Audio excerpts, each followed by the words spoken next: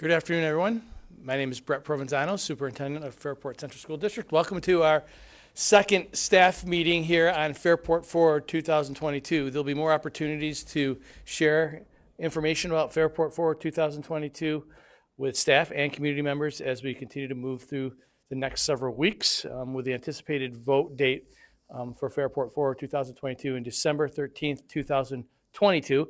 There are a number of people, I guess, on our YouTube live station, which is great. We are recording these and hopefully people are able to get information. And as we move through this, you'll see that there is a QR code for people to put more information or ask more questions or add more thoughts to our thought exchange that is out there for our staff members. Again, this is a staff presentation. We'll do our best to address some of the questions that came up with the thought exchange initially. It's important that when you talk about Fairport Forward, that we recognize that this is part of a bigger picture. This is not something that just came up out of nowhere. There was an entire process in 2018 and 2019. We had input from literally thousands of stakeholders here in our Fairport community. We're really proud of the fact that we were able to get our community's thoughts and expectations for their schools and for the future of Fairport. And there were three areas: fiscal responsibility, educational programming, and facilities planning.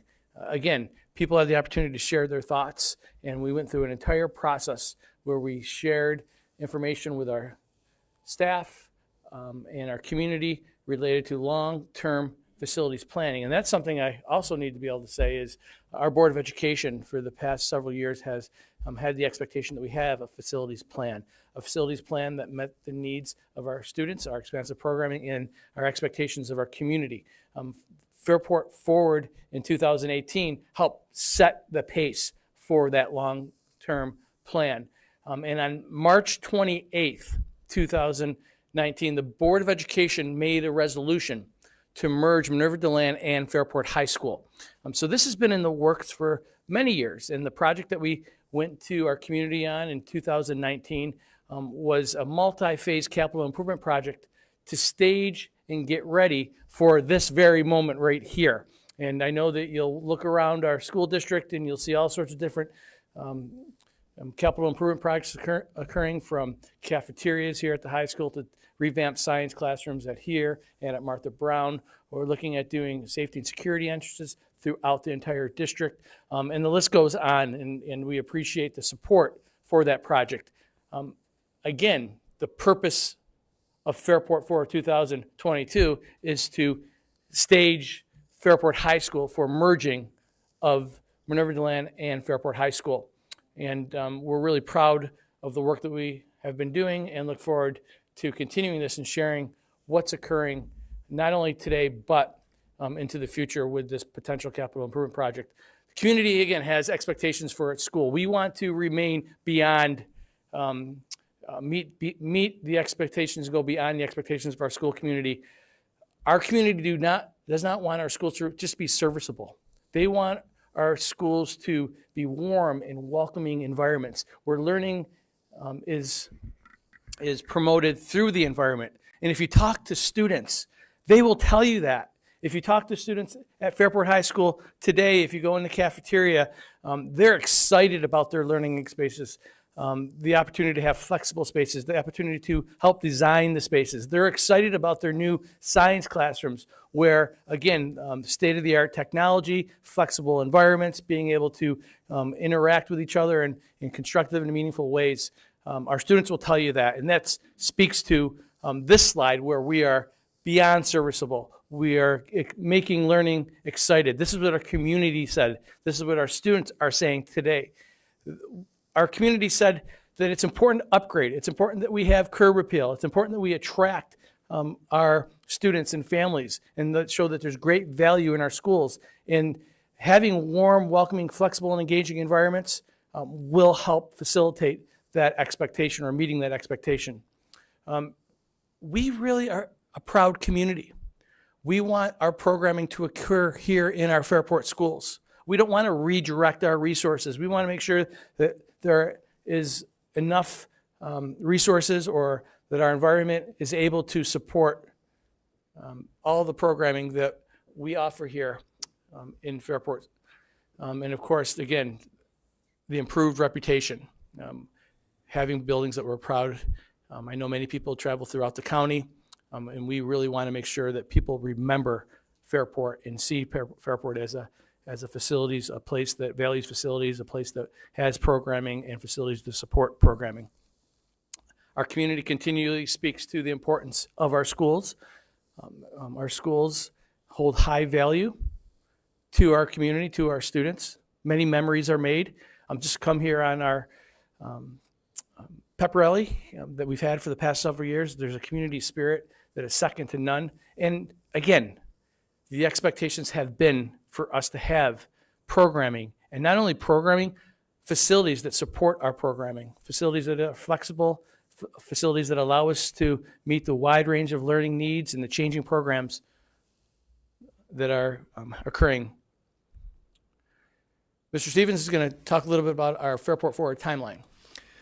Thank you, Mr. Provenzano. So the next piece is talking about the timeline in terms of the project referendum through construction and end of construction, at which time we'd be looking at transitioning our 9th grade students into Fairport High School. So that's a big theme of this project. So with as Mr. Provenzano mentioned, with a vote on December 13th of 2022, should the vote be approved by voters, next phase of that process is to move into the full design phase of the project, where user group meetings are taking place with those individuals that occupy the certain spaces where construction will take place. And then we submit those designs and specifications to the State Education Department, of which it will take them several weeks, months to approve the project. Once we get approval back, we go through the bidding phase, of which then we award bids, proceed through construction, and fast forward to 2026.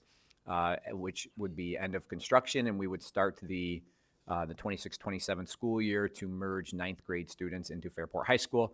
What that is today, that's our current 5th graders. That would be the first 9th grade class at Fairport High School.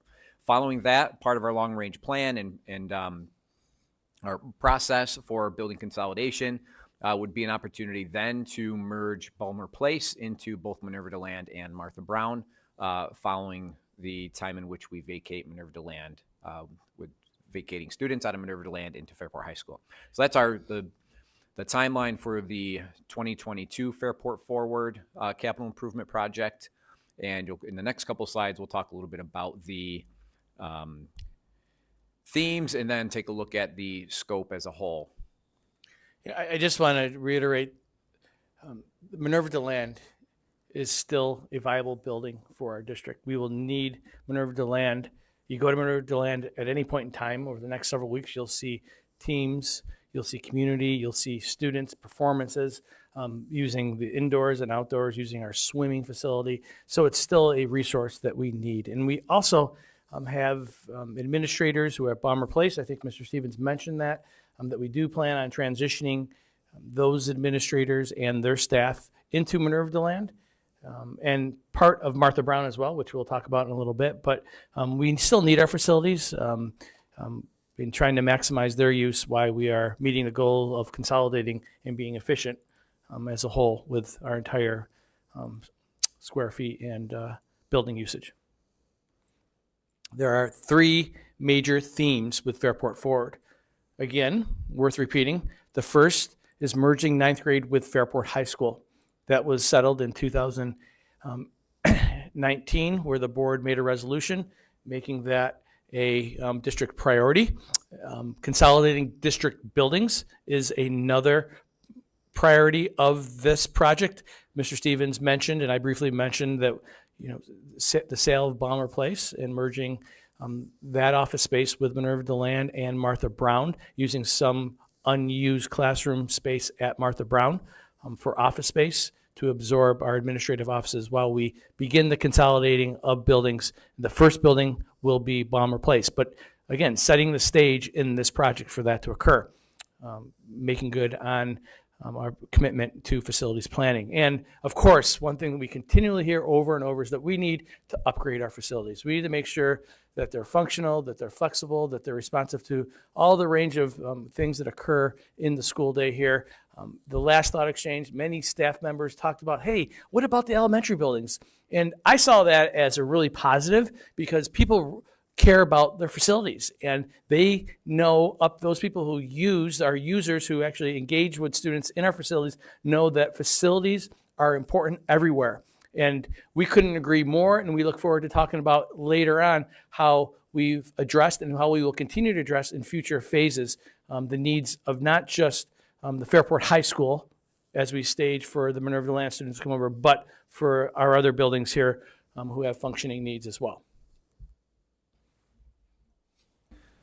So here you see the proposed site scope of work at Fairport High School. So a couple of the spaces on top are our current stadium turf field. That turf was replaced in the 2019 capital project, and then we installed a new multi-use turf field on the far right-hand portion of the screen, and that houses our baseball, softball field, as well as a multi-use turf field. A big portion of the site work here is an addition. First off, there's a building addition in the back in yellow, and that would house our STEAM classrooms. So an addition proposed in this project in order to bring ninth graders over to Fairport High School and adding some additional classroom space for our STEAM subject areas. There's 5 classrooms back there, a couple of larger spaces that'll offer us some flexibility in terms of the classwork that'll take place back there, as well as some additional parking to house staffing. We anticipate staff coming over from Minerva Deland. We'll need some parking for those staff. So you see where the existing tennis courts are. There'll be some usage of that current space, seal it, put some striping on there, utilize the current tennis courts for parking, and then do new tennis courts over in between the stadium turf and the multi-use turf field. So currently we have 5 tennis courts. We'd be bumping that up to 7 tennis courts. A lot of that is to meet program needs, athletic needs as a whole for our student athletes.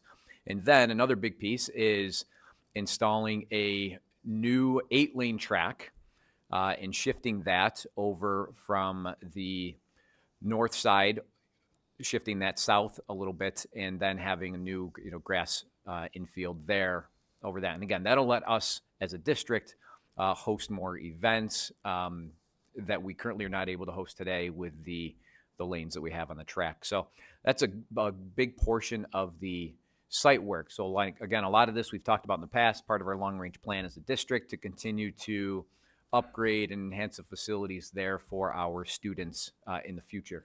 So I'm just going to warm Mr. Clark up. He's just is here, not now, but when we start talking about the footprint, and we talk about why do we need a new technology bump out, and what's the benefit of having a renovation of our art rooms and our music suite area in this project in the library, of course, and he'll have the some good insights as to how that's helpful as we transition. So I'm just warming you up, Mr. Clark. The next portion, this is the first floor at Fairport High School, and some of the different additions and alterations, renovation work you see here. Again, in red is the STEAM addition. Important to note that when it comes to state building aid, this is one of the areas that the state will provide some partial building aid when doing an addition. So that is the reason, again, coupled with the needs as a district and utilizing current spaces within the building, in what area can we try to maximize our state building aid, and that is having the addition be the STEAM addition as a whole. And then again, you have some other areas, some music suite, art reconstruction, and then our library of doing some reconstruction in the library, adding some classrooms to again assist with the increased student population over at Fairport High School, and then some other classroom renovations through those areas, trying to maximize our space from both a classroom instructional space as well as look at the workrooms we have at Fairport High School. So from a practical sense, I really do enjoy Mr. Clark and how he's able to, talk about how this, in a practical sense, why do we need an addition? We've had more students. Why do we need to invest in a tech wing, and so on? So I think we would all benefit from hearing from you, Mr. Clark. Thanks for the opportunity. We actually just had a great conversation with our lead teachers in our lead teacher meeting, tried to understand the scope of the work. And there's a couple of reasons I think that are really tangible to understand why Fairport High School is different just in the last 10 years. One of them is the growth of the E&L department. We used to have one part-time E&L teacher here, and we've had so many more E&L students in the building and 3 E&L teachers. That's just a part of it. We developed a single point of entry in the main office, which impacted our English classrooms. Other changes, our special education programming has really changed over the last 10 years. And so all of that was a demand for space. And with regards to the underlying connections with our STEAM area, we had a thoughtful conversation about this. As Mr. Provenzano was pointing out with his pointer down there, the proximity of the tech classrooms being located in this STEAM bump out is very close to where our current art rooms are located, and also our science classrooms, which are stacked above that. And so I just want to talk just a little bit about the connections that are there. For example, right now we offer a NASA class. We're one of the very few schools around the entire United States that offer this. And one of the needs that they have is to be able to put their ideas into practice and to build with things like 3D printers. And if you look at, Mr. Provenzano, if I could have you use your pointer to point out where the current 3D printer labs would be, it'd be up on the other side of the pool, where up on the top side where the current tech area is, versus where our current NASA classes, which is in the bottom of the 400 wing, but upstairs.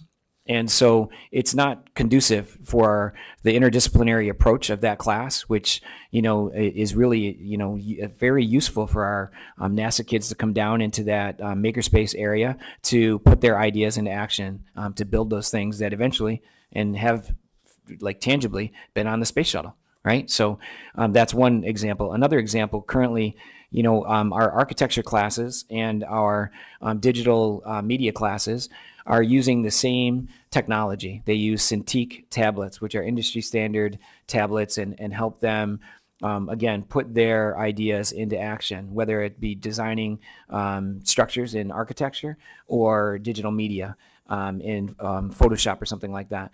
And so they currently share a computer lab, which is not really conducive to having an entire class in.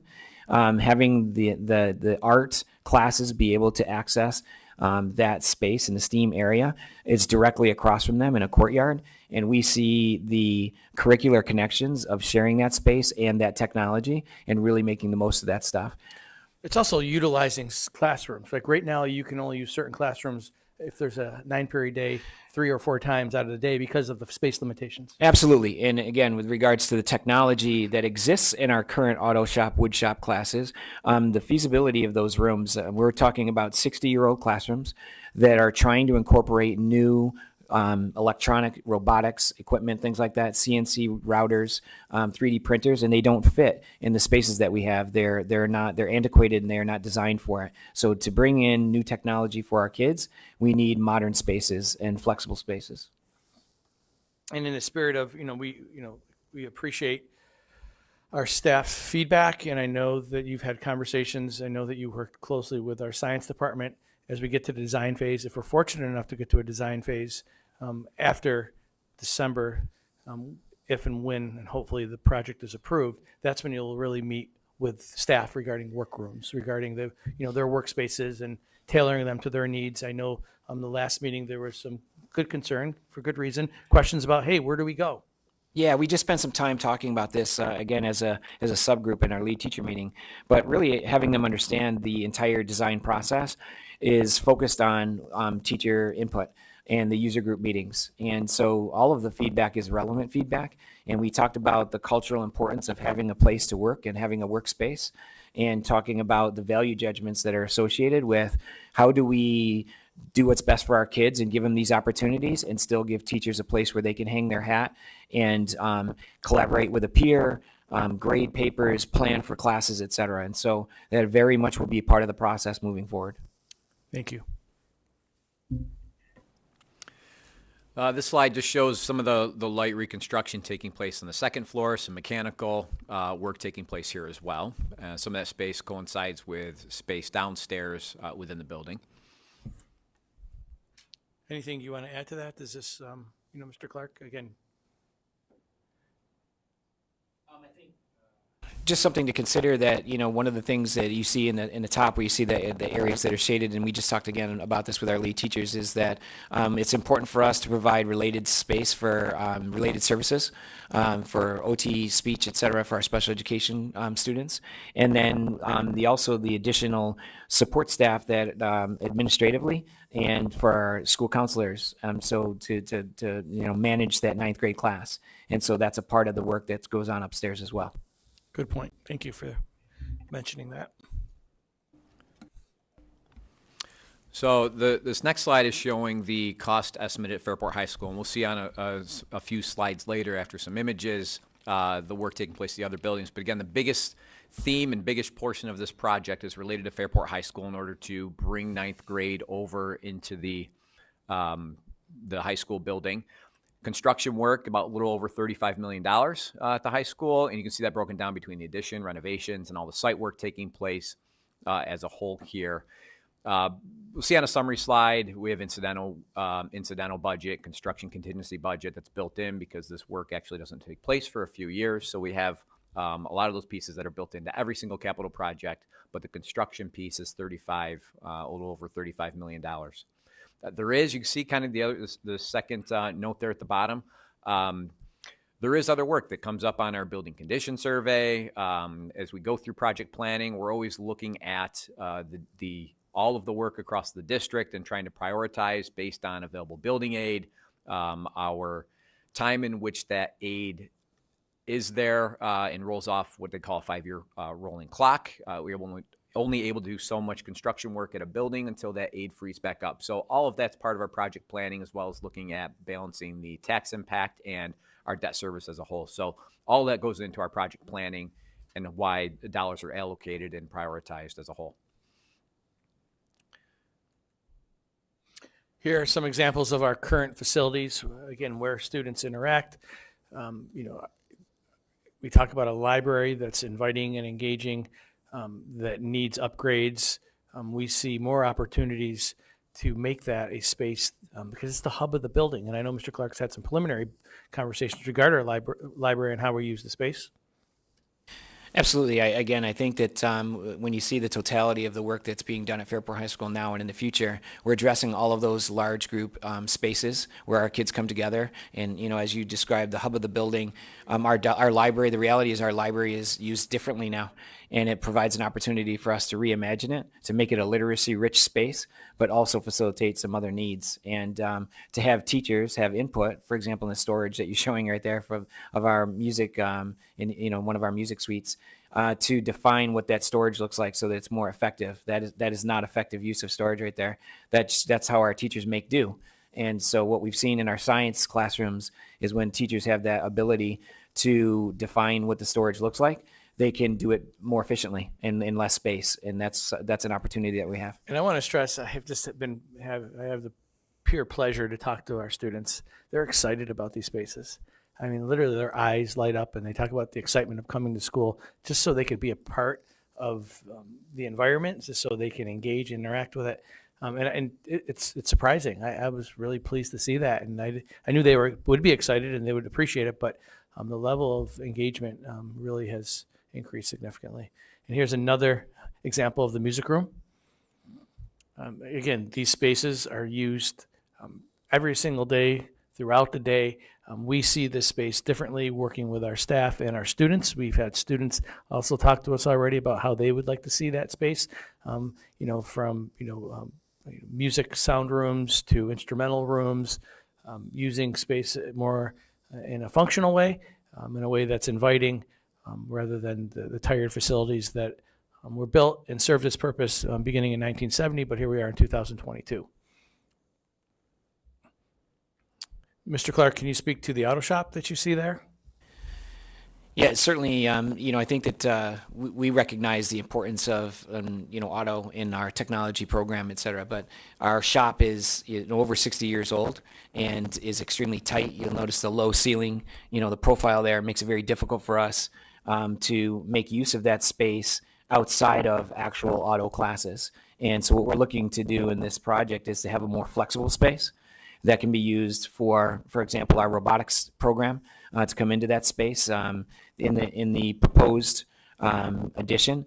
It's large enough space and a higher profile ceiling to make use of different storage options and really to reimagine this. So very excited about the opportunity. You can see here again the general tech space in our current room 316.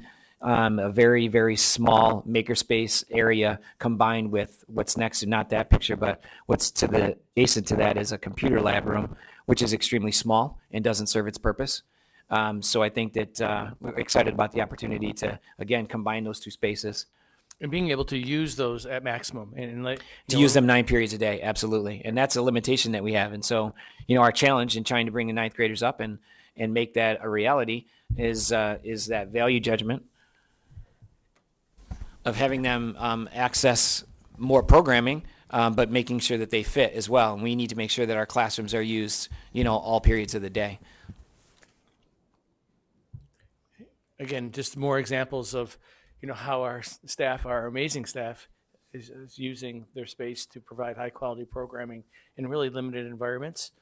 To the right, you'll see the Jefferson Avenue cafeteria, which is slotted in this upcoming Fairport 4 2022 to be completely revamped, making sure that, again, the space is welcoming. They use that space for many different areas. This is one of the schools at the elementary level that is, receiving some renovation because of, again, prioritizing it relative to our building condition survey.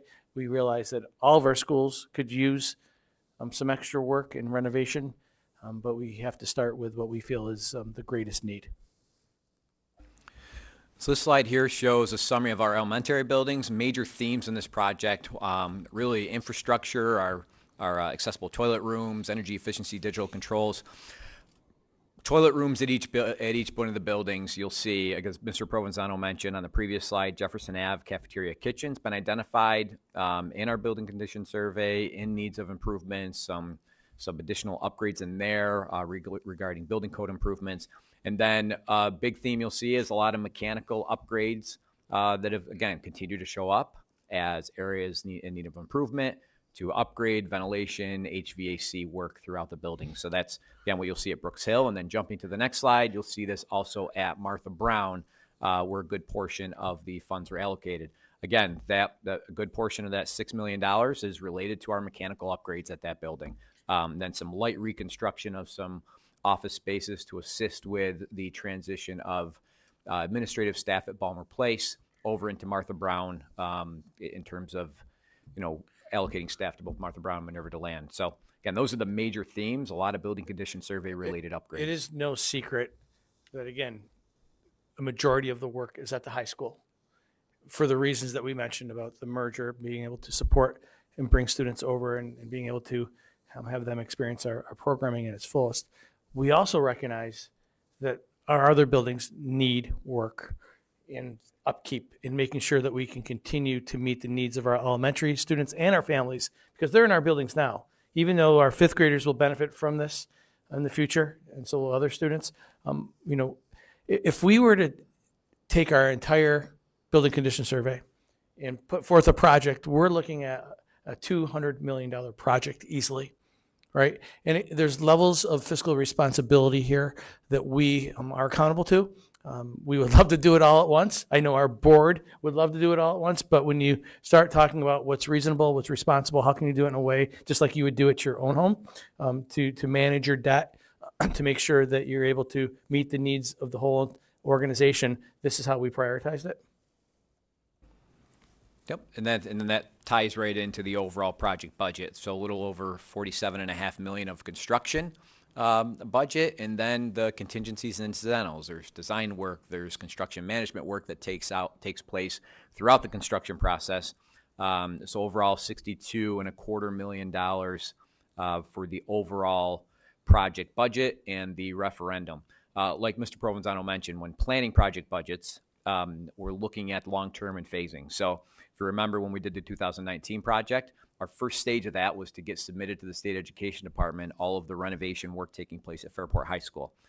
It wasn't an accident. It was purposely done to allow dollars to free up in the future as we look at future projects long-term with that available aid overall. So it's really the timing is key to looking at our available building aid to try to be responsible, overall in the fiscal budget impact for the district and taxpayers.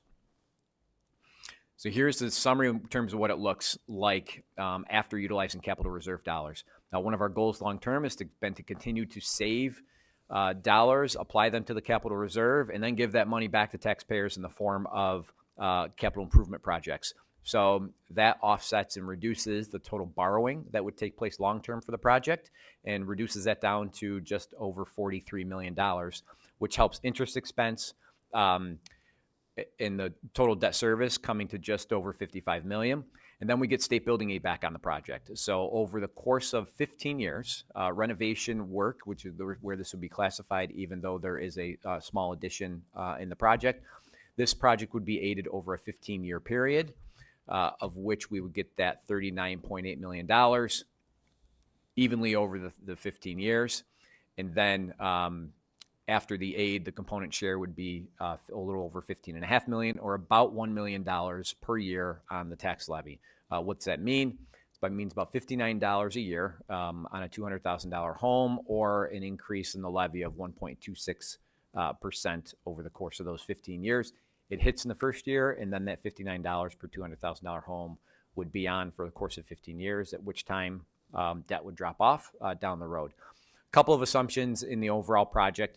Our state building aid ratio for Fairport is a little over 80%, about 80.2%.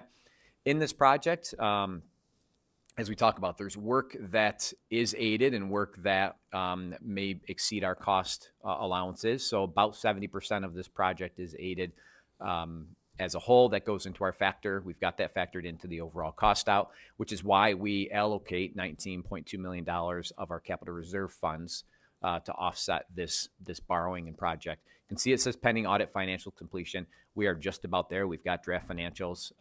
We have these numbers all in draft format. Those will be final in the next few weeks for the district before the project referendum. So that's kind of a summary overall of the project, the different aidable pieces. We're working through state education to just confirm the figures and numbers of the aidable dollars that will come from Minerva Land over to Fairport High School to assist with this project. As we move along, there were questions that were asked, or statements that were asked or referenced in our ThoughtExchange. Here is the QR code for the ThoughtExchange. If you would like to add more, please feel free to do so. This would be the time to do that. But one question that was a top-rated thought was, how will the district encourage families to use school buses for efficiency and reduction of morning and afternoon traffic? Exactly. That's exactly what we will do. We will, talk about the importance of using school transportation because it's the safest means of transportation. We have allotted for some reconfiguration of some of our parking because we will be able to accommodate the number of staff coming over. But that doesn't stop the fact that, yes, students should use, we will communicate the importance of using our transportation. Yeah, and just to add to that, I think that's, kind of a hope as we, every year, annually, just to help with our, parking lots and congestion that takes place. It's always a hope with our, we do provide the transportation and take pride in that service that we have as a district. So, continually always trying to encourage families to utilize our student transportation, our buses. Okay. Yep. Yeah, Mr. Clark and his team sees it up close daily. It's definitely manageable. Adding students here would definitely impact that and add variables, but is it insurmountable? No, I mean, I certainly don't think so. I think the additional parking in the back will certainly, address those concerns. The windows at Fairport High School are confined to about 15 minutes in the morning and 15 minutes in the afternoon. And I think that most people within a few weeks of school year starting understand their windows and try to avoid those things. And I don't anticipate the ninth graders being an issue there. If anything, we're not dealing with as many transfers. And, perhaps we'll have increased ridership, because the ninth graders are just coming here and not having to transfer between the two schools. We know that transitions are incredibly important. We know that whenever students transition between grade levels, between schools, that there needs to be a thoughtful plan that brings students in that supports them in the best possible way, the most developmentally appropriate way. We will be having systems in place for our ninth graders, and we've had some general ideas. Mr. Clark, feel free to talk about some of the things that we've been talking about. Yeah, I think this speaks to, and having spent time, working for 3 years at Minerva Deland, I certainly understand the profile of a ninth grade student, and spent most of my career, working with 9 through 12 students. What it comes down to is being really intentional about understanding the transition and what our kids are moving into in their first year of high school. I think that there's some modeling which will help in that, and being, having ninth grade students around upperclassmen. But we definitely will be working collaboratively as an administrative team and our school counseling team to make sure that there's an induction and that the orientation process connects our students with mentorship and understands like what the expectations are when they come to the building. It's much the same thing that we do with our 10th graders now, but applying that to our ninth graders and really being intentional about it. And I think the piece about staff you can't underlook, because we know that change could be challenging and there'll be transitions for staff, but they'll be a part of the process. They'll be well informed of what their roles will be and how the programming and opportunities here in the high school can help and support their growth and development professionally as well. So lots of time to get into that. The first order of business, though, is to confirm the capital project come December. But if and when that happens, we will definitely be engaging in processes, communicating them, so transitions can be seamless and supportive. We just spent a lot of time talking about how are you going to fit 4 grades and teachers into Fairport High School. You saw some pictures here. You saw how space is limited right now, and those who live it can vouch for that very fact. I would say, though, that the spaces that we're planning on, the adaptive spaces that we're planning on, really gives us an opportunity to bring those students over. Brett, if I could just, one of the things that's part of that process, and as I was sharing with lead teachers about an hour ago, we've measured 6 times and cut once on this. Like we've done space utilization studies over and over again, and we'll continue to do that as we move forward and combine those with the enrollment projections that you receive as a district. And as I shared with the staff, I pulled up the document that we use for the room usage. There are still space within the departments. It doesn't necessarily mean that we have open rooms. But the rooms are not full all day. And so, any given classroom might be open 2 periods a day instead of 4 periods a day. And so I think part of that process is just understanding that. So, one of my teachers, adeptly pointed out, like, what if we're up 3 sections in geometry next year? We have the ability to absorb that, and as we do now, there are rooms that are open, and it's a matter of master schedule, aligning things correctly and sharing spaces, but there will still be room if our population fluctuates. For the past several years, we've done enrollment projections, both internally and using external professionals, and we feel very confident based upon the projections that we are going to be between 400 and 450 students for the next several years. You can't really guarantee a 10-year projection. Nobody will guarantee a 10-year projection, but there would have to be some significant movements in patterns and living here in Fairport. It definitely has leveled off, and we have a good command on, it's going to stay pretty flat. HVAC, this is something that has continually come up. It makes sense that it comes up. As you know, throughout the projects that we have done, wherever we can put air conditioning in as we've been going along, we do that in a very thoughtful way. If we can't do it for fiscal reasons, we will try to set up our HVAC systems so we're able to do it for future projects. So staging for air conditioning, but Mr. Stevens can go a little bit deeper into the technical pieces of, why don't we just invest in HVAC? Sure, and I also just want to note, in upgrading HVAC systems, we are doing that. We are doing mechanical upgrades. We do have replacements of air handling units and unit ventilators and all these different areas throughout the district in our capital projects. As we look at installing AC, it's as we work through projects, it's prioritizing budgets taking a look throughout a capital project. If this is something that we're able to consider through the bidding phase, we certainly keep that in mind as a district. And like Mr. Provenzano mentioned before, trying to prepare our systems as best as possible for any future installation. Also important to note, we've done areas throughout the years. We've added air conditioning to libraries at Brooks Hill, Martha Brown, guidance suite at the high school. Any of the spaces that are new spaces, such as the STEAM edition, looking to have air conditioning in that space. The library has air conditioning, so again, those are spaces. Our cafeteria at Fairport High School, gymnasium, those are areas that we've continued to add over the years in the district at our, throughout our buildings in the district. It's about prioritizing, identifying the, overall cost to construction as well as long-term utility costs as a whole. So those are all factors as we look at planning and long-range facilities work that we take into consideration as a district as a whole. So if there's any more to add to. Yeah, it's on our mind too. It is about priorities though, and value judgments, as Mr. Clark was speaking, in trying to maximize opportunities for students. And we know that that's important, and we always keep that in mind, and we'll try to serve that need in a thoughtful way.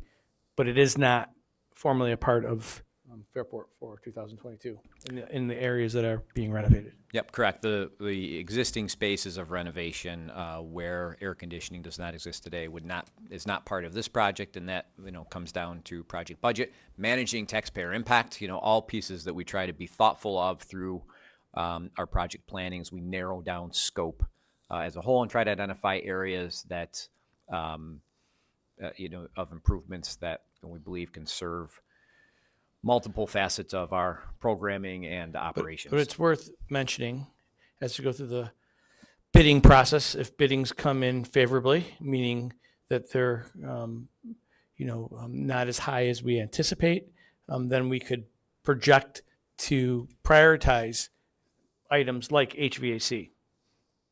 Yep, that's correct. As we go through bidding in the process, if bids come in favorable and our budget allows, it's other areas we look at for alternates down the road within the capital project budget. I would like to see more focus on updating instructional spaces in all the buildings. And when will this occur? And what about our elementary schools? When I saw this throughout our thought exchange, I was really excited. Again, because there's focus on all of our buildings. There's a strong interest in making sure all the needs in our schools, that our environments in all of our schools are safe and welcoming and engaging, that allows us to experience the wonder of all of our programming in the best possible environments. I would say, again, that renovating, updating, upkeeping all of our schools is a priority. Each year for the past several years, 5 years minimally, the board has dedicated dollars directly in our general fund for this very purpose.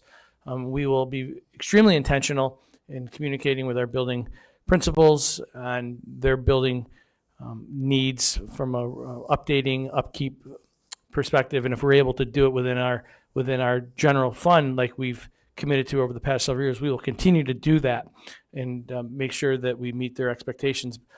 Here's a snapshot of some of the work that we've done in the past. By all means, we can use more, but I think this highlights our overall commitment to facilities planning in a very thoughtful way. The next slide or two. And here you just see overall themes: roof replacement. We've done some site improvements for student drop-offs, bus loops, new playgrounds, some secure vestibule and entries with at each of our buildings, door replacements, some flooring replacements. A lot of different upgrades you can see here thematically across our buildings, both at the elementary level and a lot of this took place at our other buildings in the district. And needing much more, too. And needing more. Yep. And we're ready to do that in our facilities planning. As you see in this particular slide, it speaks to, future potential projects relative to Fairport Forward. Yep. So, this is, again, this portion here is not part of the 2022 capital improvement Fairport Forward project referendum. This would be a future referendum and some long-range planning that we do as a district. Talks about a potential referendum in 2025 where we can start to build in some more areas of reconstruction and improvements at our elementary schools. You see a couple of phases of submission to the State Education Department of work. That, again, is to align with our available aid, and when dollars fall off of the being utilized up in previous projects, become available for future projects, such as at Fairport High School and other areas. So you see multiple phases of submission, a lengthy construction time period as we work through that process as a whole, and a couple of potential scope items you see in the lower right-hand corner of the screen. Elementary schools, this is where we would save up capital reserve dollars over the years to help with the district office move over to Murder Over to Land. Again, also a pool addition at Fairport High School that we've talked about, some conceptual scope there, and then building condition survey work across the buildings. All of that to be managed and balanced with taxpayer impact and debt fall off in our building aid in the future. This slide speaks to facilities planning. This slide speaks to the fact that the board expects us to continually invest in our facilities. Our community expects that we continually invest in our facilities so our students have what they need in our schools. It can't come soon enough. Points are well taken, but we hope that viewers and those who are interested in our schools see that there is a long-term plan to address the needs of all of our buildings. Once again, here is the QR code for the Thought Exchange. Please feel free to share your thoughts and questions about our progress in its facilities planning here in the Fairport Central School District. We'll continually look at that and review it. There's a frequently asked question document that we will make available on our Fairport Forward web page as a means of communication. You'll see here there's more conversations. We hope community members are part of this. Please, if you're a staff member, please join one of these sessions as well. And share this information with your neighbors if you live here in the Fairport community. Again, there are, after today, there'll be 4 more opportunities, and if there's special presentations that we need to share moving forward, we will happily have those conversations and communicate Fairport for 2022. Again, the anticipated vote is December 13th, 2022. Thank you for those who tuned in. Thanks for the few who were able to come here today. And we look forward to moving along and sharing Fairport Forward 2022 in the future. And if you have questions, please don't hesitate to reach out. Thank you.